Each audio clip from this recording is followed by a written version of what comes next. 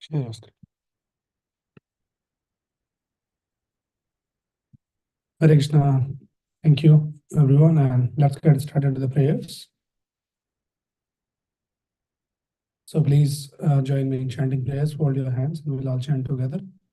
Nama Om Vishnupadaya Krishna Preshthaya Bhutale Srimate Bhakti Vedanta Swamin Niti Namine Namaste Saraswate Deve Gauravani Pracharine Nirvisesha Shunyavadi Pasha जय श्री कृष्ण चैतन्य प्रभु नित्यानंद श्री अद्वैत गदाधर श्रीवासादि गौर भक्त वृंद हरे Krishna Krishna Krishna Hare Hare Hare Ram Ram Ram Hare Hare Hare Krishna. Welcome to the series of this promises, the 6 promises from Krishna in Bhagavad Gita. So we already discussed 3. Just to give the quick recap on what we have discussed so far. So first promise, there's many more promises, but we have just taken the 6 of them and then we're discussing them. So the first promise, what we discussed from 9.22, the famous verse, Yogakshemam Vahamyaham, where Krishna promised that I provide what you lack and I preserve what you have. And we discussed in detail that one. And then the second one, what we discussed was 9.31, where Krishna says, Kaunteya pratijanihi name bhaktya pranashyati, that my devotee never perishes. And then we discussed in the detail that one also. And then in the last session, we discussed from the 12th chapter, 12.6 and 7.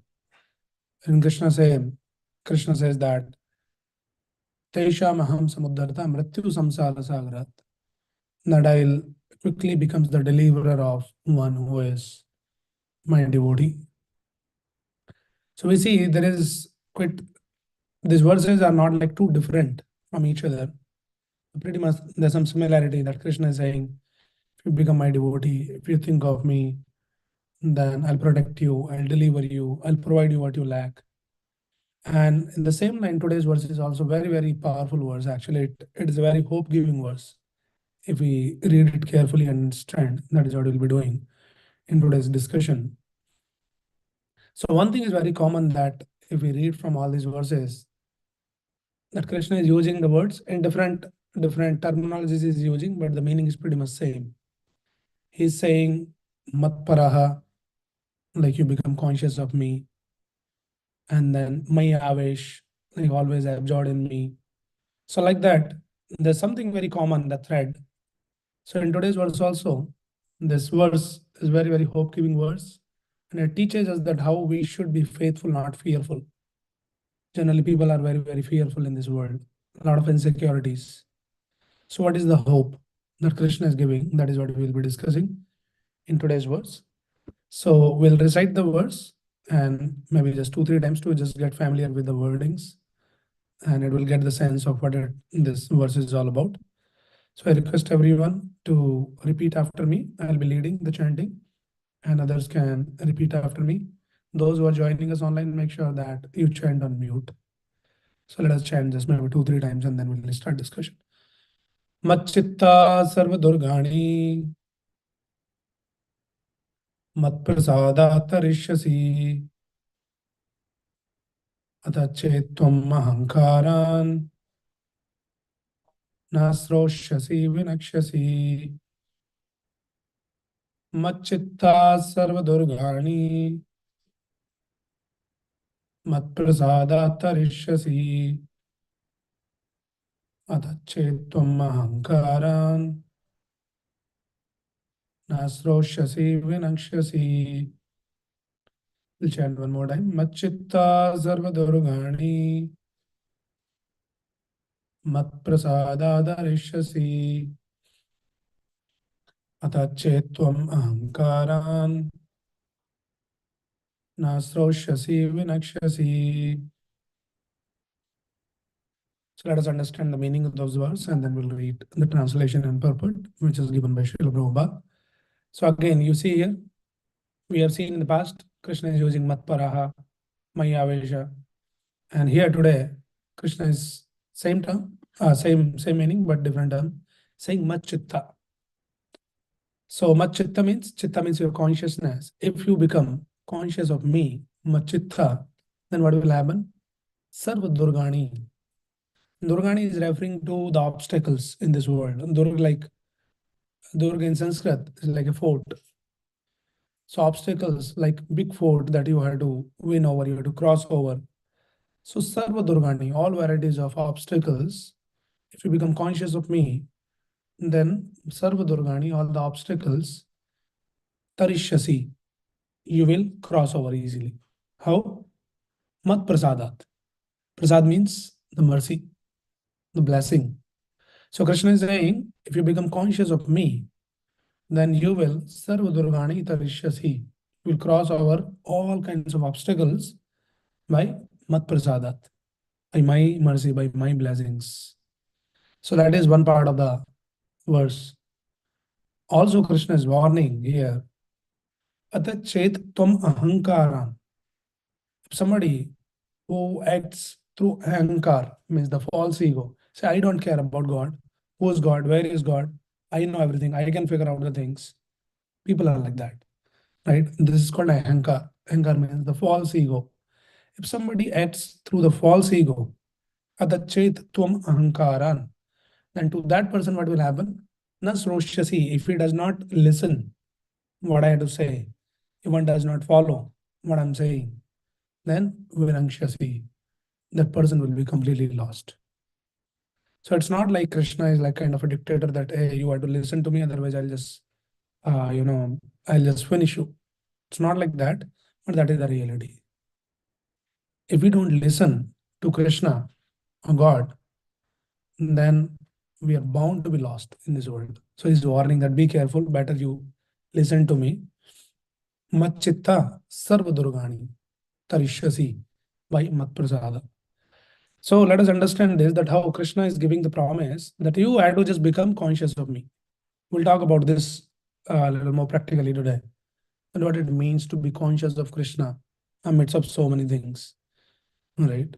But Krishna is giving the hope, and the promise here is, if you do that, then you will tarishyasi sarva durgani. You will cross over of all the obstacles. So that is the promise here. Okay, so let us talk about this. First of all, okay, I'll just read. There's a small purport given by Srila Prabhupada. So we'll read and we'll pick some few important points and we'll build upon those in our discussion. So Prabhupada explains in the purport, a person in full Krishna consciousness is not unduly anxious about executing the duties of his existence. The foolish cannot understand this great freedom from all anxiety. For one who acts in Krishna consciousness, Lord Krishna becomes the most intimate friend. He always looks after his friend's comfort and he gives himself to his friend, who is so devotedly engaged, working 24 hours a day to please the Lord. Therefore, no one should be carried away by the false ego of the bodily concept of life. One should not falsely think himself independent of the laws of material nature or free to act.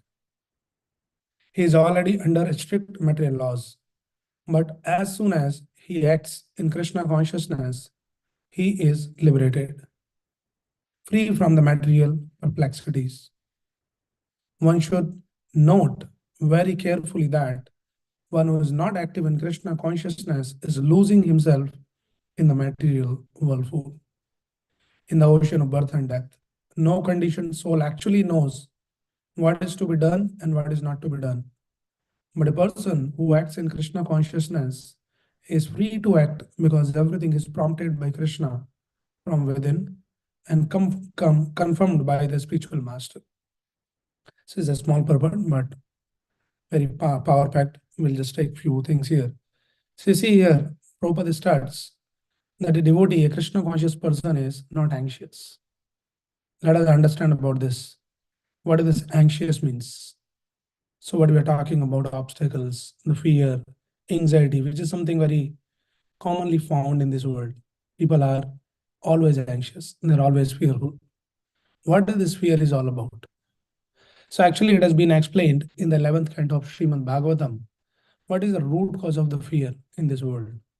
We might say so many things in our language, but the root cause has been explained in the scriptures as Bhayam Ditya Abhiniveshata Shyat Ishad Apetasya Viparyayo Smritihi. Why there is a fear in this world in the first place? What is the root cause? It says Bhayam, the fear is because of uh, Dvitya Abhiniveshaha. Abhinivesh means investment, right? So when you invest too much time and energy into something which is not real you, what is that? Ishad apetasya viparyayo smratihi. When you turn away from the Lord, you forget your connection, your relationship with the Lord, and you think that I am this body. So this is called the misidentification. So when we misidentify ourselves, immediately you fall in the trap of constant anxiety. That is the root cause of all the fear and all the anxiety in this world. Let us understand this.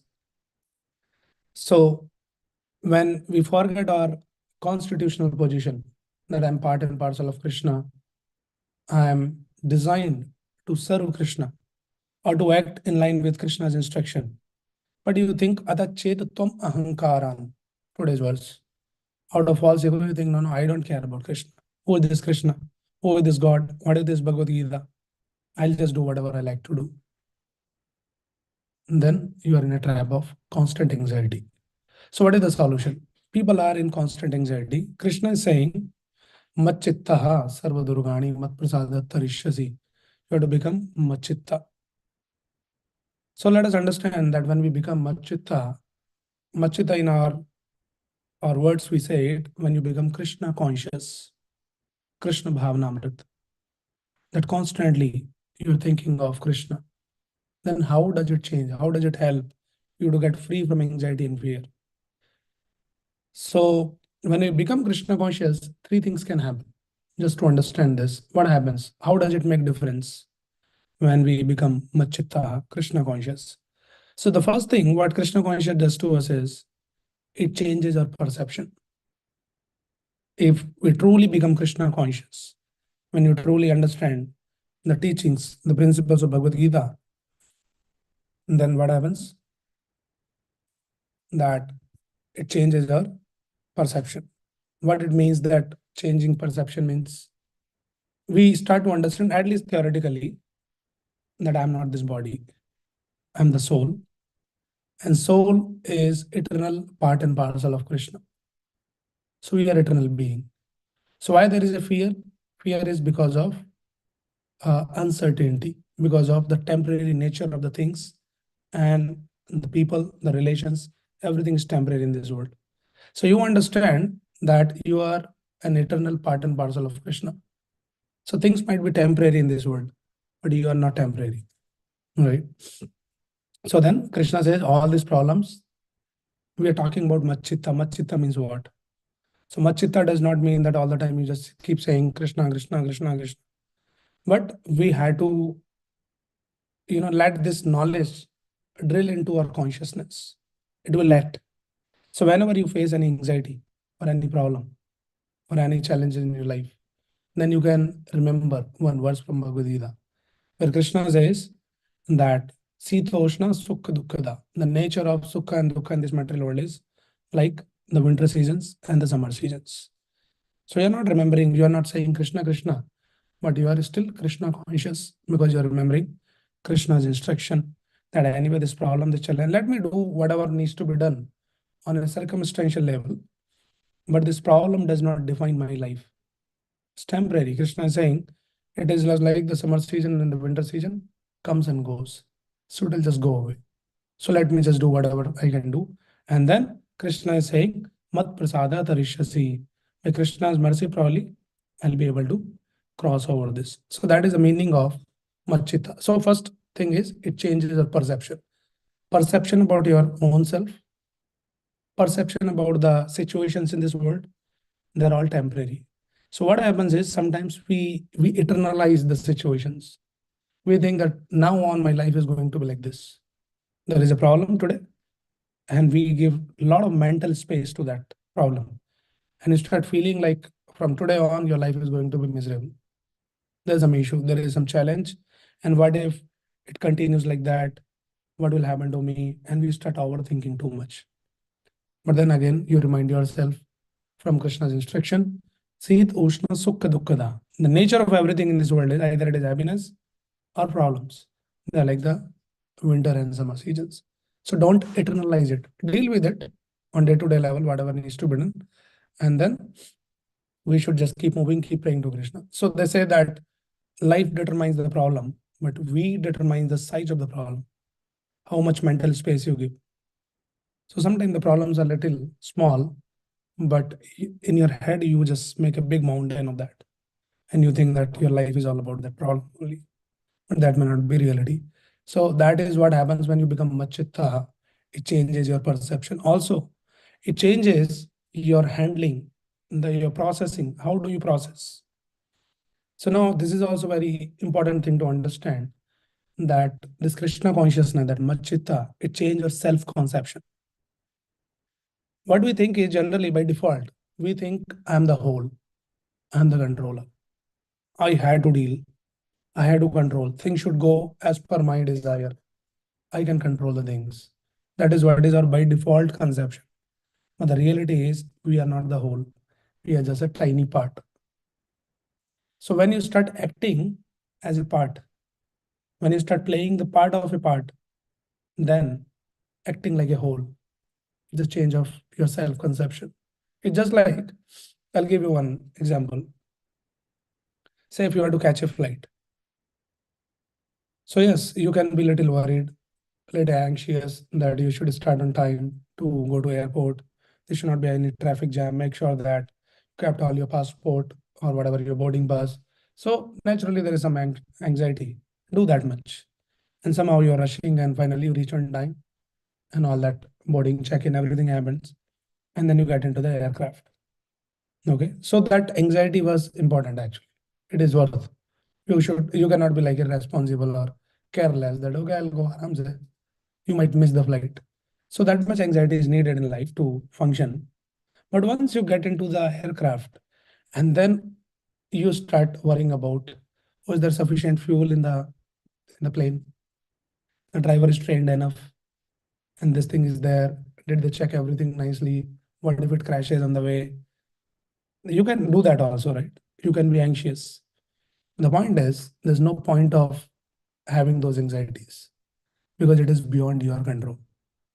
So we should always remember that we are just a tiny part. You play the part of a part.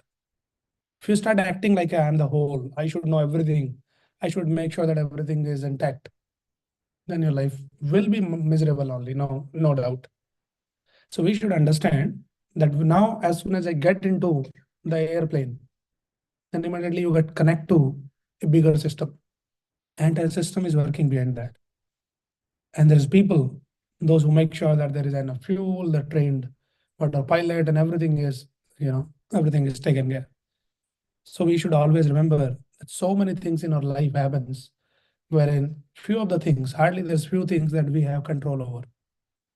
But most of the things in our life, we don't have any control. You can probably pick your job, you can pick your what dress, what food. But once you eat the food, the digestion is not in your control. It happens. And every time you eat, it happens.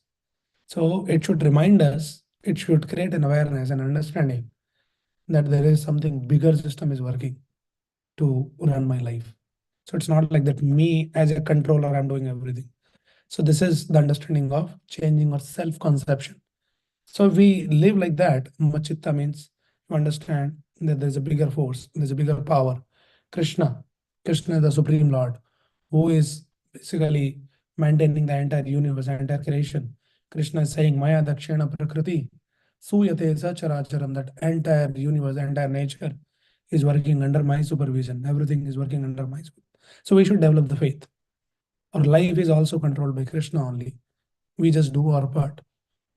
So then you will not be unnecessarily anxious about each and everything. You just make sure that you do your duties nicely, and then you just have faith, hope on Krishna, and then just keep going life. Right. So that is what this Machitta does. If you truly become like Krishna conscious, then your self-conception is changed, your perception about the situations and the circumstances in this world, it changes. You start seeing Krishna's hand everywhere. So it relatively makes you free from anxiety. And then also it changes our choices, your focus. So we have limited time and energy in your life. Where you want to focus, you have to very intelligently to make the right choice. You can pick 100 things which is useless in your life to work on, and you get overwhelmed, and then you feel frustrated, depressed, then nothing is working out. So Krishna consciousness teaches us that what is the most important thing that I should pick and work on that. Write your choices. So, like for example, a student at the exam tomorrow, right? So tomorrow morning exam at 8 o'clock. So now I'll calculate, okay, now I have some say 14 hours. So I say, oh, 14 hours, but this much is left. Whether I'll be able to just finish, revise it. Maybe 14 hours are not enough. What will happen? What if I fail? And what will happen to my degree? What if I don't get any job? No placement? I'll not get married. What will happen to my loan? You can think 100 things in that 14 hours, right? Which is useless, worth nothing. And you can shift your focus on thinking that now this 14 hours, let me study well, whatever I can do. And tomorrow I'll go and write the exam. So that intelligence, Krishna consciousness gives us that intelligence, that where we should really invest our time and energy. And then you become relatively free from anxiety. So what we are talking here is Krishna is talking about Machitta Sarvadurgani, Mat Prasada Tarishyasi. By my mercy, you can cross over all varieties of obstacles. So we need to understand what it means to be Machitta, conscious of Krishna. It means remember Krishna's instructions from Bhagavad Gita. For that, we need to read Bhagavad Gita first. And not only just one time, two time. We have to go on reading again and again, unless it gets drilled into our consciousness. As soon as some situation comes, the right instruction should pop up. Okay, Krishna says, Dukhalyam. This world is like that. But the nature of the Dukha in this material world, they're temporary. Krishna is saying that I'll take care. You don't worry. You surrender to me. So, okay, why I should worry? Let me focus on surrendering rather than unnecessary worrying too much. Let me do my part and then Krishna will take care. So, this is the meaning of this chitta. Right. So, this is how it happens. So, Prabhupada is writing here in this particular purport. Prabhupada is saying, one who acts in Krishna consciousness, he becomes free from anxieties. And then foolish materialistic people, they cannot understand that how devotees, they are free from anxieties. Devotee doesn't mean that they don't have anything to do in your life, in their life. They have much more things to do in their life, much more than anybody else in the outside world they do. They have big projects, big things, but they're not, they're anxious, but their anxiety is basically helping them to become more Krishna conscious. We'll talk about that part also. So why they are free from the anxiety in one sense is because Krishna gives himself to the devotee. So there is a verse which says, Tulsi dal matrena jalasya chulukena ve vikrinitena swatmanam bhaktebhyo bhaktavassala. This verse says, if somebody offers just little tulsi and little Ganga jal to the Lord, basically the meaning is some simple little seva to the Lord. And Krishna says, in turn, actually I sell myself. Vikrinitena swatmanam. I am sold to that devotee. I feel so indebted that this devotee has done so much service to me. So I cannot repay back. So what I'll do, I'll just sell myself. So Krishna becomes their property. But we should learn that how to reach that state. And once Krishna is there with you in your part, then what is the worry? It is just like a poor person in the street struggling, challenging. And you take the shelter of a rich person who is willing to help, and all the problems will just vanish. So similarly, if we take the shelter of Krishna and start rendering some service by following Krishna's instruction, Krishna says, don't worry, I'll take care. That is what is Krishna's promise. Right? So that is what we are discussing today, that we should be faithful, not fearful. So we should have faith that if I try to surrender to Krishna, then Krishna will take care. He'll guide me. Dadami buddhi yogam tam. Krishna's promise. Another promise. He says, I'll give you the right intelligence. So what it needs in our life is right intelligence. And the right time, right things clicks, and that makes your life completely different. Right. So Krishna, give that promise. I'll give the right intelligence. So be faithful, not fearful. What is that faith? Rake Krishna mare Krishna rake ke. Very simple faith. If Krishna wants to protect me, nobody can do anything to me. And if Krishna decides something for me, then how much ever I worry or take anxiety, he cannot change. So let me just align myself with the will of Krishna and do my part, my duty. So you become free from the anxiety. Mat prasada tarishyasi. So generally people, they're either hankering or lamenting. Hankering means something for the future, and lamenting means something for the past. I should have not done this. And hankering means I should get this. So the constant hankering and lamentation is going on.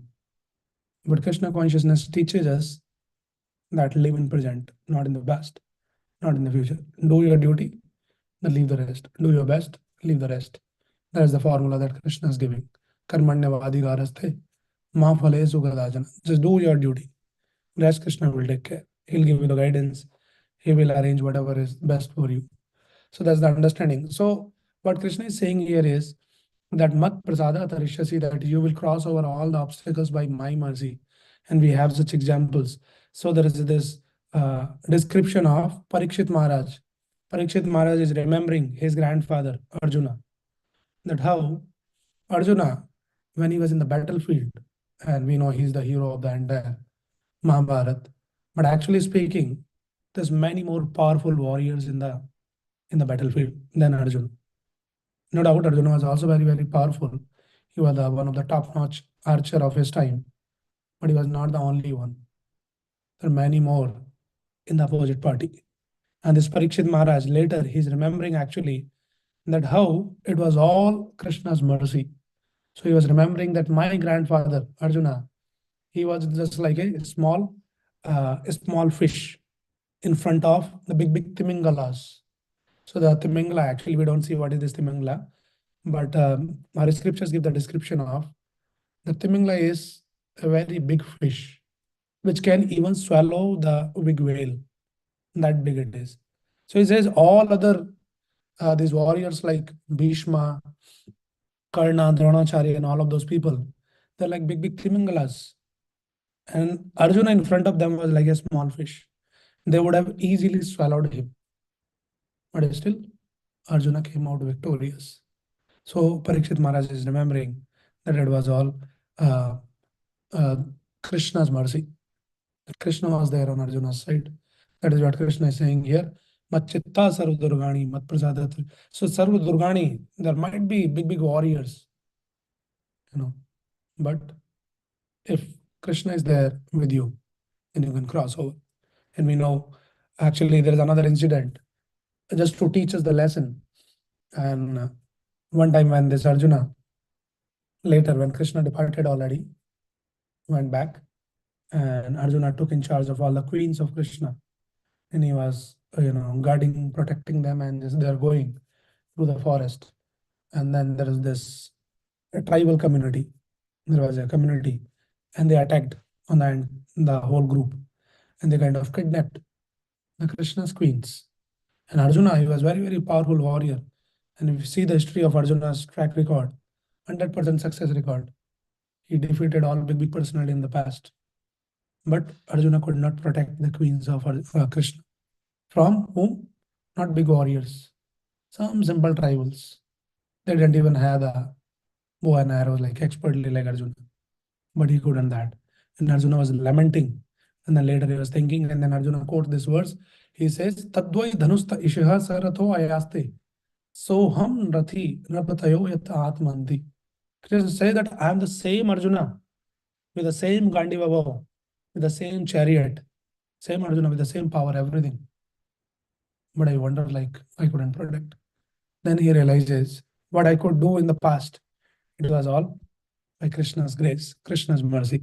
So Prabhupada writes a very beautiful purport here, actually. We should read this I'll just read for all of you. This is from the first canto of Srimad Bhagavatam, 15th chapter, and then text number 21. But please pay attention to this purport. It's a small purport, but very, very instructive. So Prabhupada is writing here, as we have discussed more than once, one should not be puffed up by the borrowed plumes. All energies and powers are derived from the Supreme Source, Lord Krishna, and they act as long as he desires and cease to function as soon as he withdraws. Sometimes people think, I'm so smart, I'm so powerful. One should not become puffed up. One should always remember that this is all source is Krishna. So far, Krishna has allowed, I'll use this. These are like the borrowed plumes. And as soon as Krishna ceases, it stop to function. All electrical energies are received from the powerhouse. And as soon as the powerhouse stops supplying energy, the bulbs are of no use. You can say, I'm 100 watt, I'm 1000 watt, whatever watt you are. If the supply is stopped from the back, from the powerhouse, no watt will work. That is what is our reality. So we remain grounded. In a moment's time, such energies can be generated or withdrawn by the supreme will of the Lord. Material civilization without the blessings of the Lord is child's play only. So this is what is our modern civilization. Right? Without the blessing of the Lord, people don't want Ram. They talk about Ram Raj without Ram. And everything should be nice. But we don't want Ram. We want to become like Rama. Want to enjoy Sita. Want to enjoy all the energy. Right? So it won't work like that. As long as the parents allow the child to play, it is all right. As soon as the parents withdraw, the child has to stop. Human civilization and all activities thereof must be dotted with the supreme blessings of the Lord. And without this blessing, all advancement of human civilization is like decoration on a dead body. There is a verse like this in the scriptures. And that, when you decorate the dead body, and there actually in India, in some of the community, there is a tradition. They have their own system. When somebody dies, so they decorated nicely the dead body.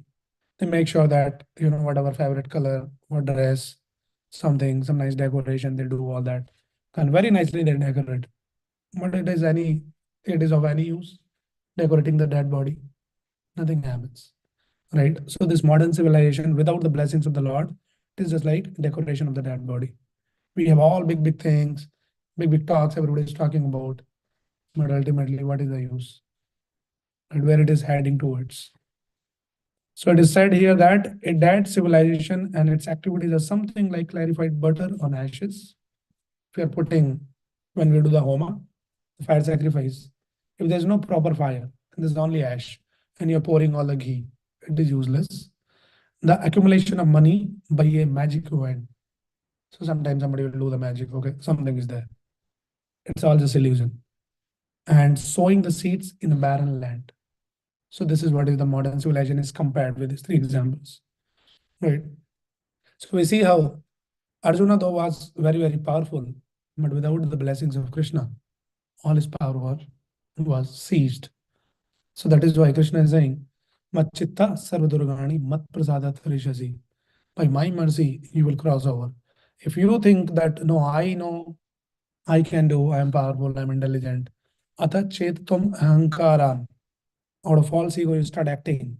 Nasroshasi, if you don't listen my instruction, Vinanshasi, you will be lost. We have the example like that. So we have the example of this Prahlad Maharaj in the Srimad Bhagavatam, right? How the Prahlad, if I were innocent boy, a great devotee of the Lord, despite all kinds of obstacles incurred by his demonic father, nothing happened to him because he was constantly conscious of Krishna. And Hiranyakashipu's power has been explained that he terrorized the entire universe practically, including all the demigods. They will just, as soon as he will move the eyebrows, the demigods will start shivering that what next? That was his power and terror. So he kind of captured the 99.9% of the universe, except 1%. Who was that person? His own son, Prahlad. He was not at all fearful, and that was constantly bothering Hiranyakashipu. That whole world, including all big demigods, they bow down in front of me. But what makes this boy so confident? So he asked him, that how do you get this confidence? From where you get this power? And then Prahlad Maharaj says, I'm getting this power from the same source you are getting. Only difference is you're not realizing it. I have just realized it. Right? And we see that despite all kinds of obstacle, but mat prasada tarishyasi. Nothing happened. Nothing happened to Prahlad Maharaj. Right? And then when he was terrorizing the whole world, so all the demigods in fear, they go to the Supreme Lord, they pray to the Lord, says, my dear Lord, you had to do something about this demon. You have destroyed the entire universe. And when you will come and you say that I'll come and I'll protect my devotees, we are waiting for your arrival, for your distance, when you will come. And the Supreme Lord says, I'm just waiting for the right time. And what is that right time? As soon as he does any harm to my devotee, he tortures my devotee, then I'll not tolerate.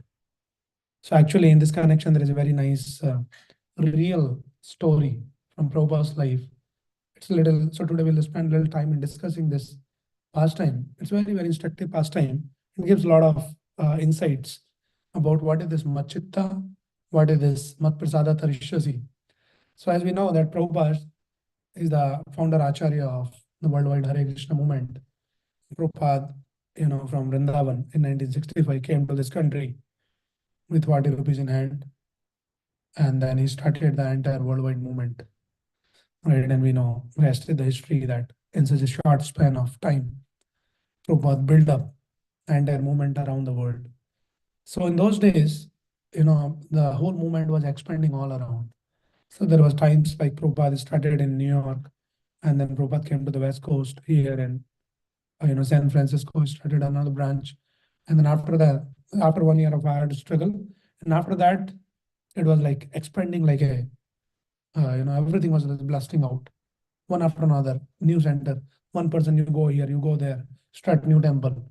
And it was like unparalleled in the history, the kind of success. And then Prabhupada said, okay, I should go back and do something in India also. So during Prabhupada's time, there is only 3-4 temples in India. Now we have many more. So one temple was in Vrindavan, and Prabhupada was very keen to build up that project in Vrindavan. He was personally taking care because Vrindavan is such an important place for Krishna devotees, the land of Krishna. So Prabhupada got the land and he was spending some time during one of, I don't remember the year, but in the Kartik month.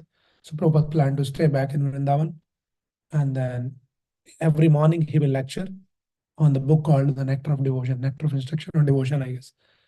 And then whole day Prabhupada will engage all his devotees, his disciples, to make sure that, see, in those days, the things were not that easy. Like, the things were very complex. Just to get some few bags of cement, there is some whole process of government approvals, write an application, some approvals, wait for some days, they might reject your application just to get the cement itself. Forget about building big buildings and all that. So like that. And at the same time, so one temple was in Vrindavan and another was in Mayapur. And then Prabhupada also wanted to start a temple in Bombay in those days. So this Bombay temple was also very dear to Prabhupada's, close to Prabhupada's heart. Prabhupada said that Bombay is such an important city in India. It's a gateway, and all big business magnates are there. So we should share this knowledge to all kinds of people. All sorts of people comes. So then Prabhupada was looking for a land, and then some devotee they found a land. It's a very interesting story that what happened. So they found a land in Juhu, and there was one Mr. N, Mr. Nair, who was a big businessman. He was into real estate. And then they bought a land, purchased the land, and they, as a down payment, they gave like 200,000 rupees in those days, 2 lakh rupees. And then there was a deal that in the due course will pay you more, and then you will hand over sign the papers, and then land will be yours. And nobody realized that this Mr. N, he was a cheater actually. He was a little gunda kind of a person. He was into real estate. And I'm not sure that all the real estates, that is how it works, but he was like that. So his plan was that these all sadhus, and that too also all these American boys, not even Indians, like Prabhupada disciples majorly, they're all American. So they don't even know that how to deal with Indians. Dealing in India and people in India is completely different than here. So his plan was that I'll take the money, I'll not give the land also. And what these people will do, I'll just kick them out. So that was the plan. So Prabhupada actually appointed some of his disciples to go to Bombay and constantly keep working on this project. While Prabhupada was staying back in Vrindavan, and he was personally taking care of Vrindavan project with the help of some disciples. And he appointed some of his disciples to go to Bombay. And then soon they realized that this Mr. N, he started, creating some problems. He was saying, no, no, no, this is not right, that is not right, and I cannot hand over the land to you, and all of that. And these poor people, young boys, American, they didn't know. So they thought maybe, what he's saying is right. Probably, we cannot acquire this land. So they informed Prabhupada that Prabhupada looks like we had to relinquish this land. But in the meantime, what happens in the span of 6 months, Prabhupada actually asked the devotees, go to that land and started staying there, some of them. And there was deities, Radha Ras Bihari. And the deities also moved to that land and they started worshipping in some small shed or something like that. I don't know, ring the bell. So they started worshipping the Radha Ras Bihari. And now there is a message that you cannot acquire that land. But Prabhupada was very, very keen to start this project in Mumbai. So Prabhupada was trying to understand that what is the issue, what is the problem, why we cannot have. So he said, no, no, I spoke to Mr. N. He is saying this is not right, that is not right, you don't have the documents, this thing, that thing, there is no approval from the court, and like that, all technical things.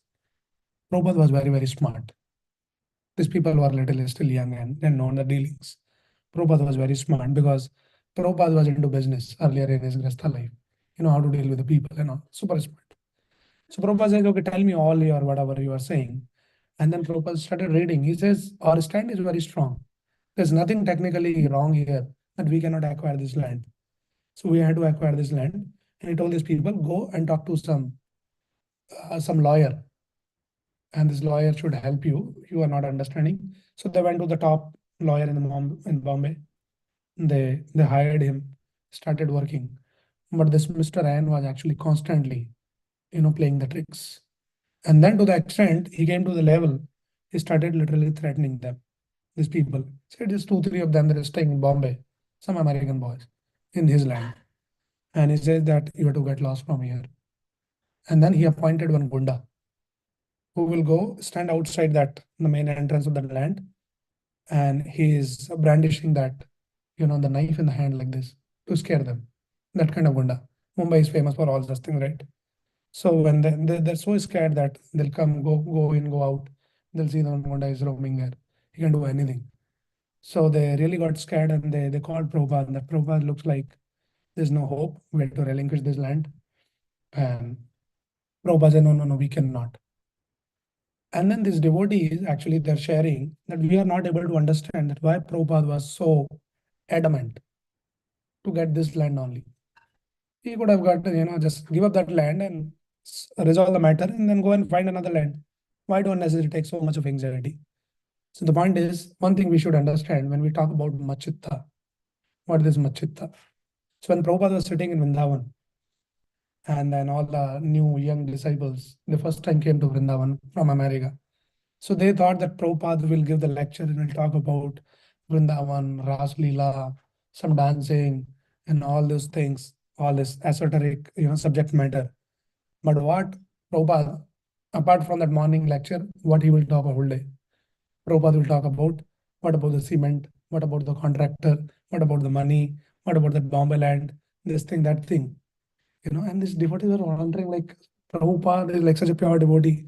He's always talking about that. So we had to very carefully understand what this Matchitta means. So one of the devotee in Vrindavan, his name was Subala Das. One day he came to Prabhupada and said, Prabhupada, this is too overwhelming for me to handle this project of Vrindavan and all that. I'm not experience to deal with all of those things. And I don't know how to deal with all these Indian peoples, Indian contractors and all. They say something, they do something else. So I don't know how to deal with these people. It's becoming too overwhelming to the extent that I am not able to chant my rounds. My mind is always into all of those things. So Prabhupada, my request to you is, please release me from this seva. You probably find someone else who can do this seva for you. And then Prabhupada actually educating him, teaching him. Prabhupada says, what do you think? When Arjuna was there on the battlefield, he was sitting or meditating on Krishna, chanting Krishna's name, or what? He was constantly thinking of Krishna by shooting the arrows. How to shoot the arrows, how to protect himself from opposite camp. Somebody should not pierce him. So Arjuna is purely Krishna conscious by thinking of how to shoot the arrows. So by thinking of cement, contractor, money, this thing, that thing, actually you are Krishna conscious. So what we are talking about is mat chitta. You should understand mat chitta doesn't mean that you just sit in a seclusion and chant Hare Krishna, read Bhagavatam. Yes, definitely that is also Krishna conscious, but more importantly, that we take anxiety for Krishna. If you learn to take anxiety for Krishna's work, then all other anxiety will not touch you. And that anxiety will actually purify you. It will build up your connection with Krishna. So you see how the Prabhupada was sitting in Vrindavan and constantly thinking about Bombay. What will happen? These boys, this Mr. N is tricking them, should do something. So after the Kartik was over, there is another Pandal program in Hyderabad. And then Prabhupada went to Hyderabad, and somehow this Mr. N also happened to visit Hyderabad. So Prabhupada told his disciple that arrange a meeting. I want to talk to him and why he's doing all this. So this Mr. N was also a little chalu. Said this Swamiji might have some mystic power. If I go and meet him alone, he might do some magic, and it can change my mind. So I don't want to take the risk. I won't go alone to meet him. So then he was also having some guru, and he says, I'll go with my guru. So there was one donor, one member, life member of ISKCON.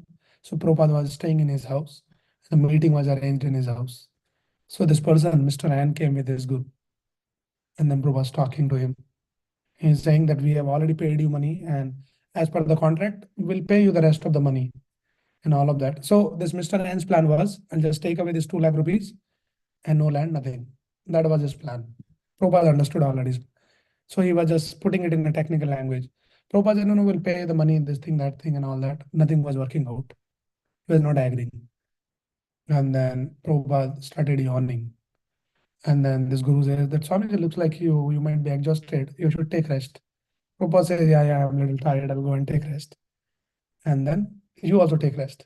So these 2 people, Mr. N with his guru, they go to the another room, taking rest. And Prabhupada goes in another room. And then Prabhupada called one of his disciples after 10 minutes. He says, go to the next room. And Prabhupada says one interesting thing. Prabhupada says, when somebody says that, Swamiji, you are tired, or when somebody asks you are tired, it means that person is tired. So I just did something and this person asked me they're tired. You go and check, they might be sleeping nicely. So go to the next room, wake this Mr. N without disturbing his guru. Call him here. So one of the disciple goes, he wakes him up very silently. He says, come. Prabhupada is calling. And he was in the sleep, he also didn't realize. He just got up and he walked out. And then Prabhupada was talking to him nicely. And somehow something happened as he already feared that this Swami can do something. And somehow in the discussion, he signed the paper. But it was not like the final paper, but he signed the agreement that if you pay the rest of the money within 6 months, then we'll hand over the land, something like that. And then later he was like wondering, this person, why did I sign? He was so adamant that no matter what happens, not gonna give this land. So that happens. So all that story, anyway, it's a very long story, very interesting past time, but what happens later? And later again, he changed his words. He said, no, whatever, you just forget about that agreement. And then Prabhupada was furious and he was constantly threatening these devotees in the land. Prabhupada was not in Bombay. These devotees were staying and he was sending some gundas. They'll come and threaten them. They'll just use some abusing words and all of that. And these people were scared that Prabhupada, I think we should give up this land. Why we are taking so much of anxiety? They're not understanding that why Prabhupada was so keen. See, that is why scripture says to understand a pure devotee is very, very difficult.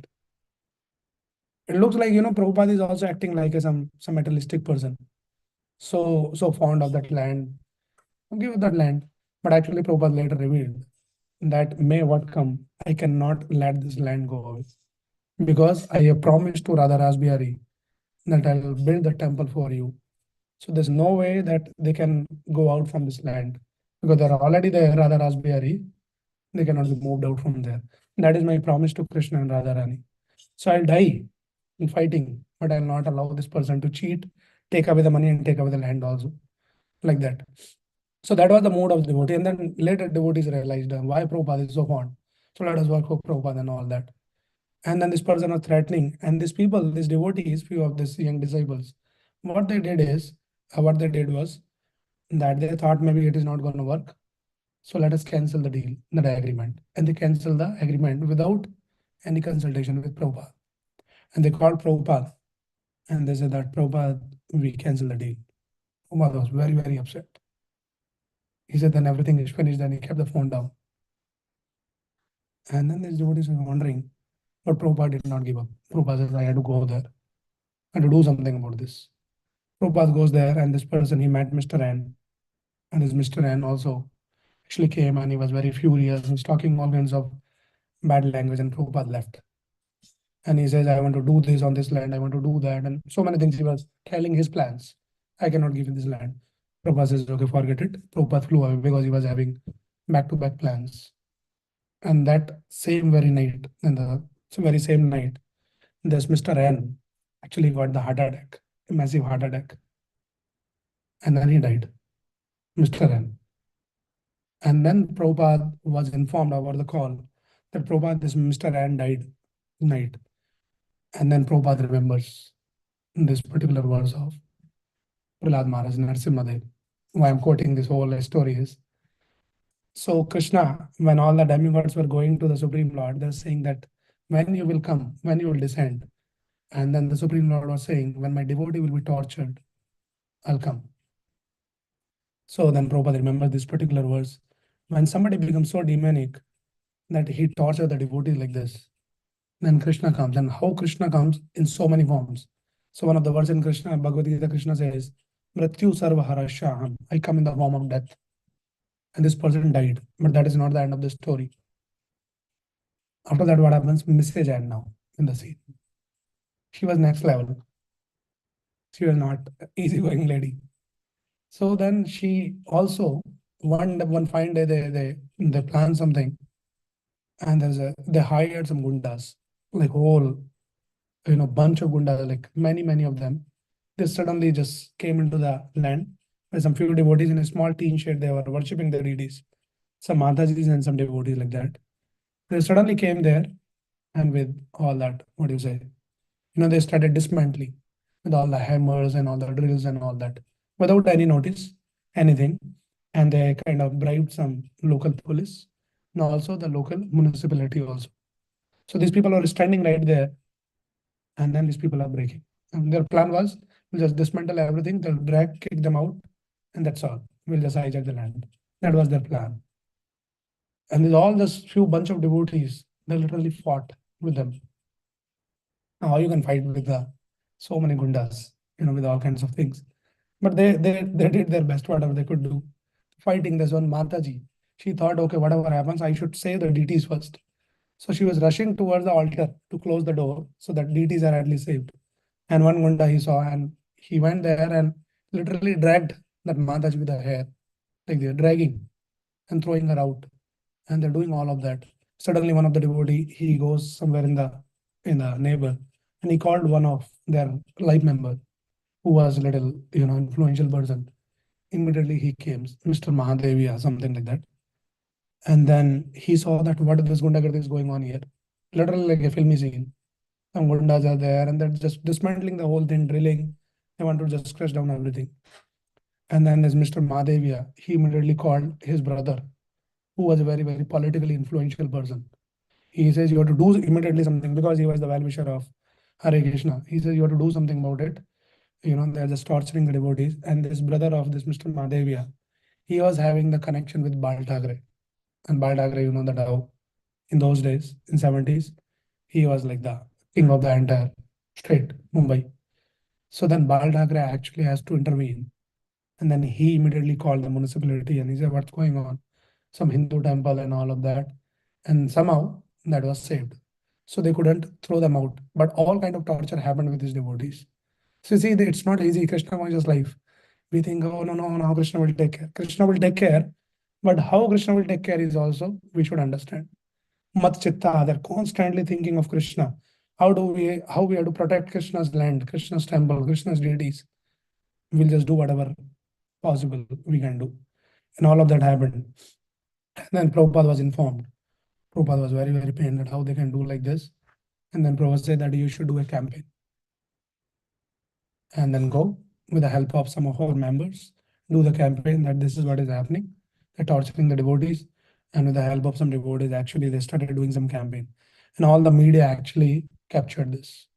Some Hindu temple dismantled, some gundas, this thing, that. And suddenly, whole of the Mumbai know about there's something called a Hare Krishna temple.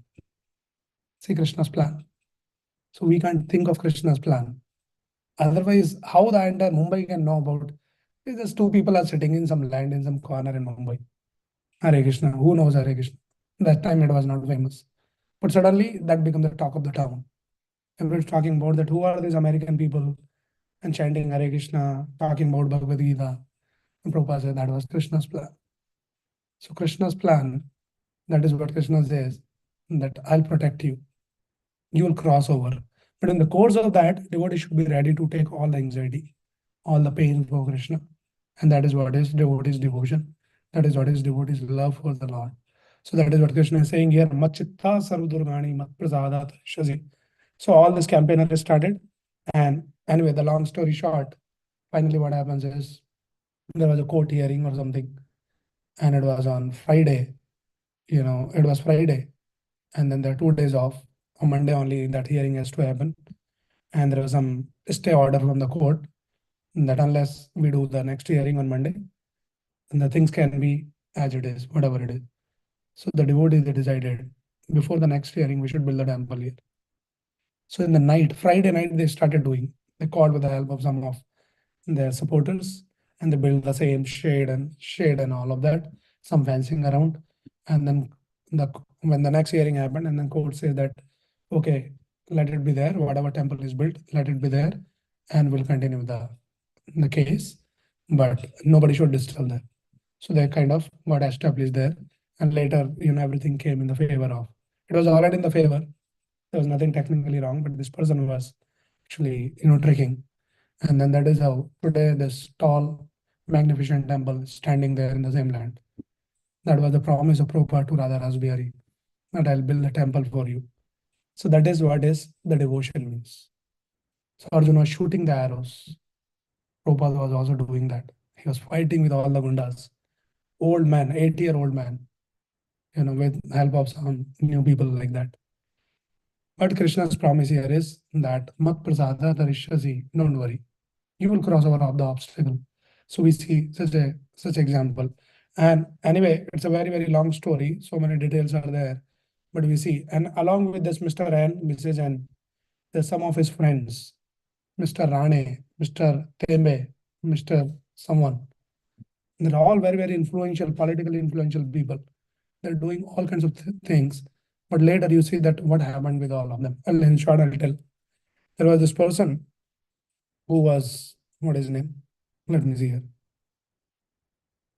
Mr. Matre, who was a big businessman and who was running some schools. So during all this fight was going on, he was actually campaigning against the temple and distributing some pamphlets, talking some negative about the temple and devotees, saying all these American people come here, they're spoiling our culture, Hindu culture, like that he was campaigning negatively.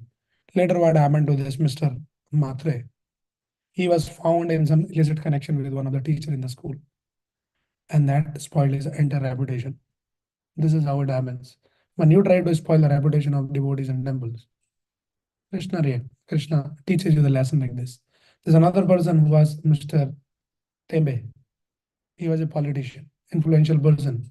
So what he did, by trick, he actually stole all the data of the members of Krishna. He said, I'll personally send some email campaign and I'll meet them and I'll tell them that these Hare Krishna people are not good. Don't associate with them. Don't support them. That was his plan. But the night he told that data, next morning, mystically, he couldn't get up from his bed and he found himself paralyzed. And rest of his life, he remained paralyzed and he died a very miserable death. And there's another person whose name was Mr. Rane, who also one fine day, see, this all things happens much later. And then devotee figured out that, this is what happened with all these people. So this last person, Mr. Rane. So one time when the devotees are doing the Mangala Arati in the morning, like 5 o'clock, and suddenly they found that somebody is screaming, shouting outside the temple. Everybody rushed towards outside the temple. And they found that there is one person who was on fire. They're wondering, like they rushed towards helping this person to put out the fire and all that. And they realized the person was Mr. Rane, who was actually torturing them earlier. It's part of that conspiracy. So what happened is Mr. Rane, he was actually trying out some black magic to against the devotees. So he was actually taken some deity of Prabhupada, and through black magic, he was just doing some poking the deity. Like that. Prabhupada was there that time alive. And that black magic did not work out. See, all this thing happens. It did not work out, and it in turn boomerang to this person. So instead of you are trying to torture someone, it came back on him. And what he did, suddenly, he went inside the kitchen, he put some kerosene, put himself on fire. And he was wondering, like, why did I do that? So all these kind of things can happen. That is what Krishna is saying here in this particular. And these are all real stories. We are not talking about something. These are all recent history and everybody has witnessed that. So that is what Krishna is saying, that atachettam ahankaram. If you start acting out of false ego, that no, I'm powerful, I can do this, I can do whatever nonsense I want to do. Then Krishna says, Vinankshyasi, Nasroshi, if you don't listen my instruction carefully, if you don't follow my instruction, then Vinankshyasi, you will be lost. So better, Machitta, you become conscious of me. So how we become conscious of Krishna? By chanting Krishna's name, by reading more about Krishna, drilling down this knowledge, this instruction of Krishna into our heart, and constantly meditating on all of that. And also, if you can take up some seva for Krishna, because when you take some seva, there is a constant anxiety to do the seva, and that anxiety will purify you. Like the same example in Vrindavan, this devotee was constantly thinking, while chanting also, he was thinking about cement only. So he goes to Prabhupada, Prabhupada, more than Krishna, I'm thinking, I'm talking about cement. What will happen to me? What will happen to my Krishna? Prabhupada says the cement will only take you back to Krishna, because that cement is also for Krishna. So that is how we understand that what is this matchitta means, right? So one should not try to act out of false ego, but we should try to submit ourselves. And like we see the Hiranyakashipu, he was the false ego personified. And then what happens? Though he was, despite all his power, all his influence, Vinankshyasi, he was finished, right? So no matter that, how wealthy you are, you can't bribe death. And how intelligent you are, you can debate with death. And how strong you are, you can wrestle with death. And then how fast athlete you are, you cannot outrun death. And then how beautiful you are, you cannot charm with your enticing skills, not death. Death will come. Before it comes, we can have Krishna as a loving embrace, or otherwise Krishna says, I'll come in the form of death. Mrityu sarvaharasham, and I'll take away everything. How we want Krishna. So machitta sarvadurgani mat prasada tarishyasi. So Prabhupada's life, we see that how there's so many obstacles in Prabhupada's life, because he was always conscious of Krishna. Nothing could stop Prabhupada. In one of the place, when Prabhupada was talking, Prabhupada was saying that my life is full of fight only. In Mayapur, when I was in Mayapur, my god brothers were fighting against me. They're a little envious because Prabhupada was so successful in Western countries. So they're saying, no, this Prabhupada, Bhaktivedanta Swami, he's like a good businessman, he know how to do business. So they're trying to, minimize his position like that, creating some problem. When Prabhupada came to Vrindavan, he was fighting against the caste Goswamis.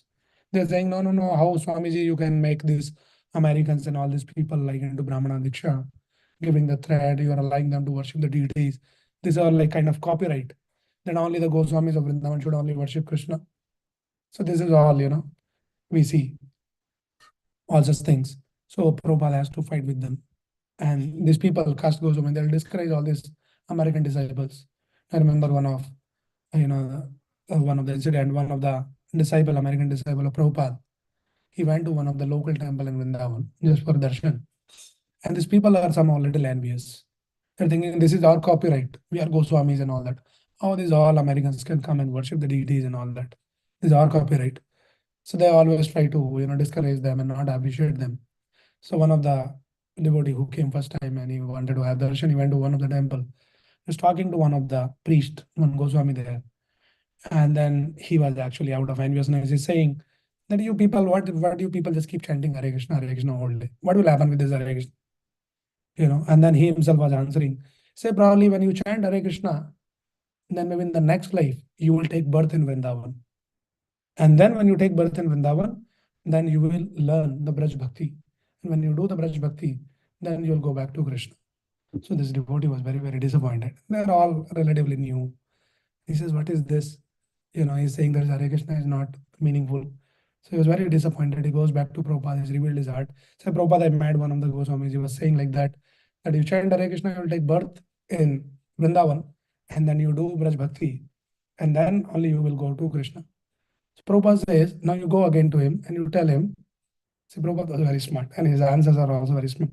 Prabhupada says that you go back to this Goswami and tell him that you keep doing Braj Bhakti in this life. In the next life, you will take birth in America, and then you will come in touch with Hare Krishna. You will chant Hare Krishna, then you will go back to God. So this devotee was pacified and happy. Right. So Prabhupada was saying that I was fighting in Mayapur, I was fighting in Vrindavan, I was fighting in Bombay against this municipality and all this Mr. N story.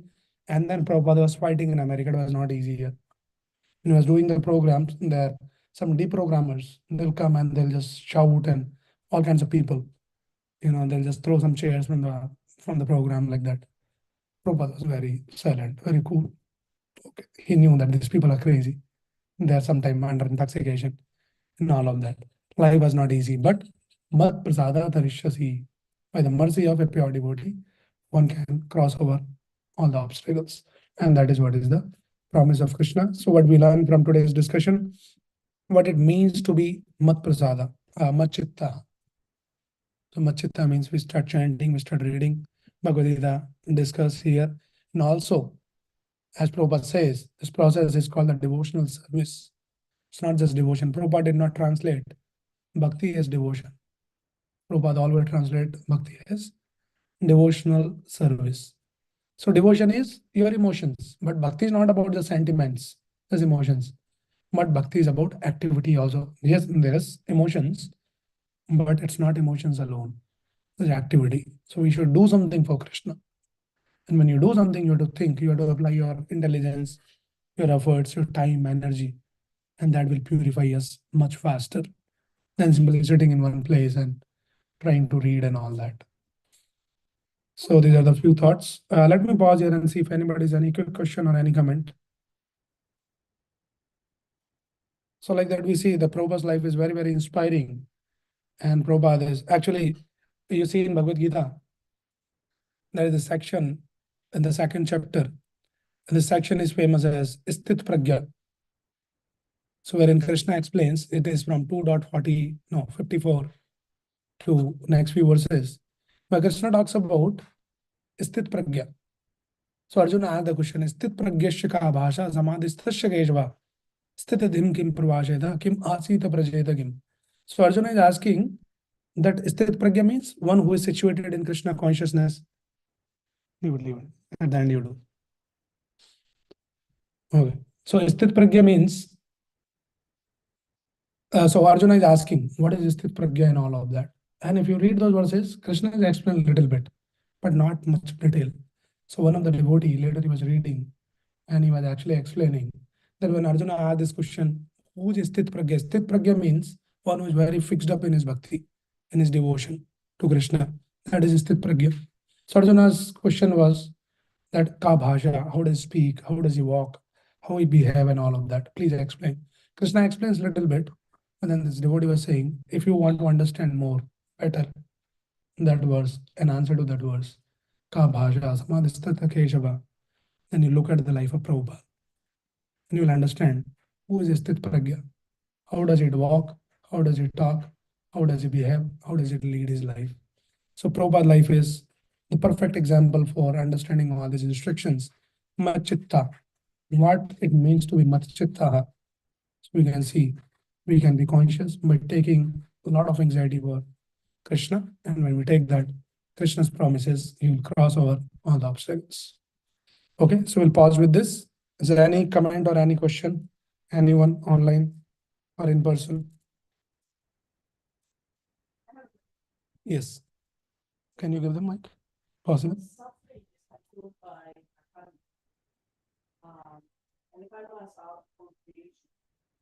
Yes, Krishna consciousness help us overcome the obstacles by lessening our karma or our reaction to it. Okay, so the question is for those who are joining online, that suffering comes as per our karma. So Krishna gives the promise that I'll protect you or you'll cross over. What it means? Krishna reduces our sufferings or what? Change our reactions. It can happen either way. That by Krishna's blessings, actually Prabhupada explains very nicely that when somebody devotes to Krishna completely, then Krishna actually gives the token reaction. So one time one devotee who was actually helping in the kitchen and he was cutting the vegetables, and in the course of that he just cut his finger, and they were all very new, they did not understand the philosophy much. So he was very upset and he came to Prabhupada. Prabhupada, at all, after all, I was trying to do some seva to Krishna. Why Krishna did not protect me? Why I got my finger cut? Prabhupada says, maybe as per your karma, your throat was supposed to be cut. But Krishna reduced that reaction by just giving a little cut in your finger. So yes, Krishna does that also to the devotees. He can reduce the intensity of the karma, number one. Number two, also this Krishna consciousness trained us in, as I said, I explained in the beginning, change or perception. So how do you look at the so-called suffering, so-called problem or challenge? So instead of using Krishna to solve your problems and challenges, you use the challenges as a means to go closer to Krishna. That is the change of perception. They say that famous saying, "Dukh mein sumran sab kare, sukh mein kare na koi." Like when people are in distress, they naturally they turn towards the Lord. But when everything is good, nobody turns. So when the challenges comes, we can take that as an opportunity, go closer to Krishna, right? And it changes our perception. You don't see it as really a suffering, but you see it as a stepping stone, not seeing it as a hurdle or obstacle, but you see it as a stepping stone to go closer to Krishna. So it's no more suffering. So they say that, that problems are inevitable, but suffering is optional. So problems will be there, challenges will be there, but you want to suffer for that, or you want to use them as a stepping stone to intensify your devotion, your surrenderance, your dependence on Krishna. So that is how it works. Okay, I'll just quickly see there's one comment here. Okay, so I think there's no question. Okay, let us just quickly chant one round of Hare Krishna mantra now. And my sincere request to everyone, those who are not yet started chanting daily, this is the basic minimum that we should do at least chant one round or two rounds. Prabhupada actually recommends 16 rounds every day. So please chant every day and devote some time to read Bhagavad Gita and understand all of this. All right. So now let us chant. Jai Shri Krishna Chaitanya Prabhu Nityananda Shri Advaita Gadadara Srivasadi Gaura Bhakta Vrinda Hare Krishna Krishna Krishna Hare Hare Hare Ram Ram